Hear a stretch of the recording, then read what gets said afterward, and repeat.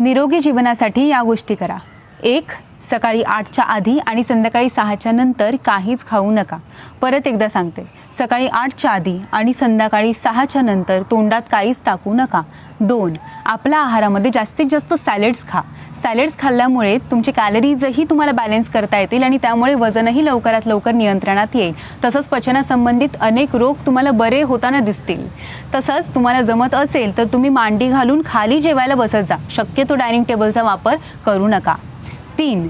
दररोज हृदयाची दमछाक होईल असे काही व्यायाम प्रकार करा। किमान अर्धा तास तरी हृदयाची दमछाक झाली पाहिजे। मग तुम्ही चालायला जाऊ शकता किंवा धावू शकता किंवा घरातल्या घरात प्राणायाम देखील करू शकता। तसंच दररोज 1 तास योगासनं किंवा कॅलिस्थेनिक्स व्यायाम प्रकार किंवा कवायतीचे व्यायाम प्रकार किंवा संपूर्ण शरीराचे स्ट्रेचेस तुम्ही करू शकता। आणि योगासने अशी करा जी सुखप्रद आणि स्थिरपद अवस्थेला तुम्हाला नेतील। तर असा सराव तुम्ही कमीत कमी 1.5 तास तरी करायला हवा। म्हणजे 24 तासांमधला 1.5 तास तुम्हाला तुमच्यासाठी म्हणजे तुमच्या आरोग्यासाठी काढायचा आहे। 4.